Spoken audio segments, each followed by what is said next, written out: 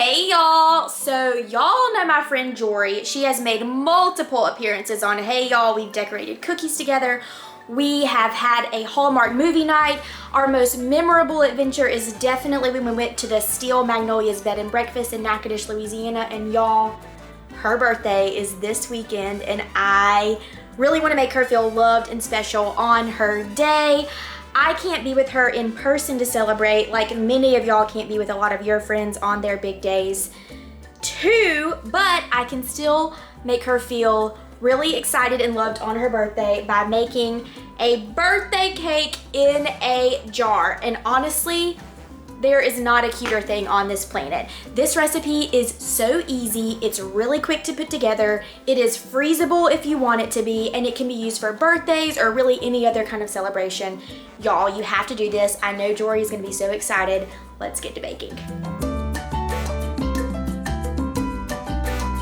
Okay, since I've already made a Hey Y'all video about how to make boxed cake mix taste homemade, I'm not going through that whole spiel again, but I will do a quick overview for those of you who may have not seen the video, but I highly recommend going to watch it. First, start with your boxed cake mix, whatever flavor you want to use.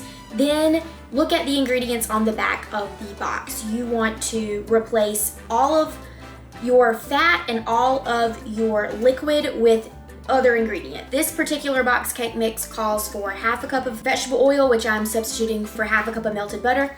And then it also calls for a cup of water, which I'm going to substitute for whole milk. The switch of these two ingredients really takes the box cake mix to the next level. I also recommend using salted butter when you can, just because that little addition of salt really kicks the cake over the top. And then whatever the amount of eggs your recipe calls for, do that the same way. So that's it. That's how you make boxed cake mix taste slightly better than from the box. And I have got my batter right here ready to rock and roll. And this is where the recipe gets a little bit different than the original video. So we're gonna take this batter and pour it into two prepared quarter sheet trays. So I think this is about a 9x13 quarter sheet tray, just like a baking sheet, typical, but it's the smaller version. I have greased both pans with my best friend Pamela, and then cut a sheet of parchment paper to fit inside both of those. Let's put this batter into these pans. So as I was spreading this batter into this pan, I had this really kind of like thought. I love Confetti, and I'm thinking like this kind of looks pretty boring with just the plain cake mix. So since I've already started to spread a little bit of my batter into one prepared pan, I'm just gonna go ahead with the rest of this batter and stir in some sprinkles. Two options, you know, the more options the better. All right, let's go in the oven. The box says 350, so that's what we're doing. We are following the instructions. I'm gonna set my timer for about 20 minutes. Look at it. You want it to be golden brown at the top, cooked all the way through, and slightly pulling away from the edges of the pan to make sure it's done. So let's go in the oven.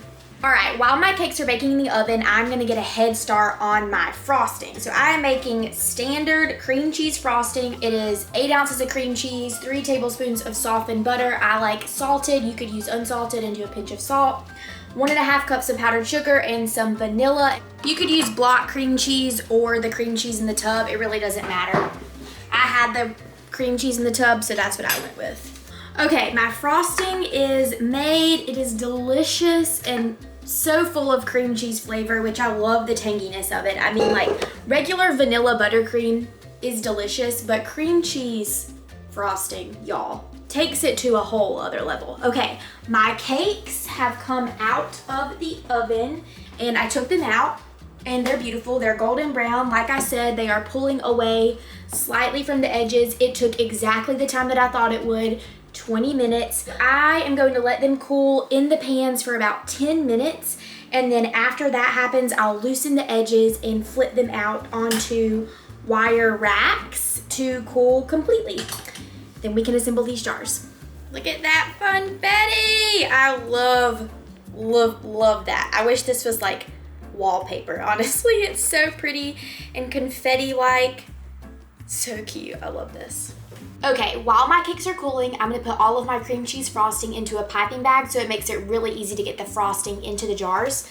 You've seen me do this before. It's super easy. Take your piping bag, or if you don't have those, a large Ziploc bag and a cup, and just kind of set it down into the bottom and fold the top part over. So this makes it super easy. You can use a spatula to fill it up, and then once it's done, lift up the edges, pull all of your frosting down. Mess-free, so easy. The only way you should be filling a piping bag.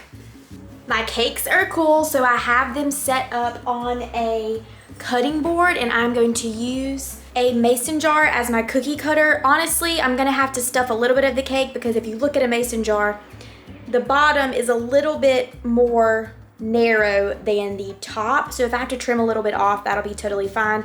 I just don't have a round cookie cutter that is the size of a mason jar. I'm going with the plain vanilla one first, and then I'm gonna do the Confetti, which I'm most excited about. If your cake layers come out immediately after you cut them, great, but if they don't, I found the easiest way is to carefully push them in a little bit so they get on their side and then come out like this. So I was able to get 1, 2, 3, 4, 5, 6, 7, 8, 9, 10. These scraps you could use for a lot of things. You could make cake balls or make like a little trifle, or you could, you know, just eat them as a chef's snack. All right, cake layers are cut. Frosting is in the piping bag. Now all I have to do is assemble them and decorate my jars. So an idea that I had for decorating this jar is, you know how sometimes whenever you get at old country fairs, or even whenever you're just gifted jars of jelly, there's a really sweet piece of fabric kind of in the lid of the jar that hangs over. So I was like, what if I did that with wrapping paper? So I'm going to take some wrapping paper that is very festive and birthday themed, and just kind of cut out a square. So I'm really just measuring out the same size as the jar, a little bit bigger so it hangs over the edges like so. And then I'm going to open up my lid. So once I have my jars assembled with the cake, what I'm gonna do is take the lid and put the wrapping paper kind of on top of it like this, and then put it on the jar, and then put the rim on it and just kind of hope that it works. Look how cute that is, wrapping paper, and then I can tie ribbons on it. These are adorable for anybody's birthday. Jorie's gonna be super excited. You could easily do this for like a wedding shower or a gender reveal or a bridal shower. The assembly is just as easy as it sounds. I'm layering cake and frosting in a jar. So you can do one layer of cake, you can go in at it sideways and it sort of helps push it in. If it breaks as it goes down to the bottom, don't worry about it. It's still gonna look really pretty.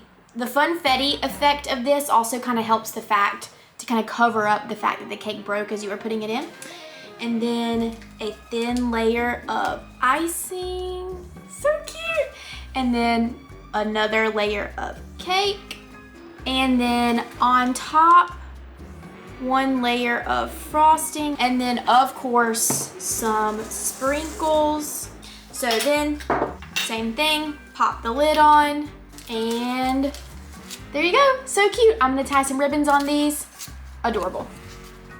Another really cool idea to make this super fun and personal is to tie a candle and a fork together so that the birthday cake celebration is ready to go whenever the person finds it at their doorstep. Just kind of line the candle and the fork up, and then you can tie it to the jar with a really fun bow, and they are ready to celebrate their birthday. I mean, I've said it before, I'll say it again, they're so adorable. The great thing about making birthday cake in a jar is that once you bake all of your cake, once you make your frosting and you cut out your layers, you could actually freeze these so they're ready to go whenever your friend has a birthday. So like you could make one recipe's worth of cake layers, cut out your individual cake pieces, and kind of freeze 3 layers, wrap them in plastic wrap, and then stick them in a Ziploc bag. and then go ahead and make your frosting. Buttercream freezes really well, by the way. Put that in an individual Ziploc, kind of put it all together in one larger, like quart-size Ziploc, and you have a birthday cake in a jar kit ready to go. Honestly, this idea is just super unique and versatile, and you can just make it your own, which is my motto in the kitchen anyway. Okay, I am so excited to bring these over to Jorie. In the meantime, if you like this video, be sure to like, comment, subscribe, share, all the social media things. Let me know what you want me to do next. I can't wait to see if y'all actually do this for your friends or for any kind of socially distanced party that you have wherever you are. As always, tag me on Instagram for all of your fun adventures in the kitchen at Ivy Odom. I will see y'all next week. Bye, y'all. Let's go bring him to Jorie. Okay, I'm at Jorie's apartment. I have her birthday cake. I'm gonna set it on her front door. Here we go. I just dropped Jorie's cake off in an insulated bag outside of her door, so I'm gonna head home, FaceTime her, and then we can celebrate her birthday together. Hello! Happy birthday! Oh, thank you. How are you doing? Oh, I've just been, you know, having a little surprise treat, baking up a storm for you today. For me? Uh-huh, go check your porch. No way. Yes Serious? way. I'm pumped. I love it. Oh, Ivy, this is so cute. Is it a birthday cake? It is a mason jar. Birthday cake in a mason jar. I can't be there to celebrate with you because, you know, well, you know. But I can celebrate with you. I have some at my house. I gave you some. I just thought it was so cute, and I just wanted to, you know, show that I love you and hope you feel special on your big day. Oh, thank you. I feel super special. You already made my birthday much sweeter. Oh, yay. I'm so glad. That was the ultimate goal. Well, thank you so much. Yeah, you're welcome. There's a candle, a fork. Blow it out at your own will. Eat away. I hope you have a great rest of your day. Happy, happy birthday. I hope we can see each other soon. Yes, fingers crossed. Thank you so much. I love this. You're so welcome. Bye.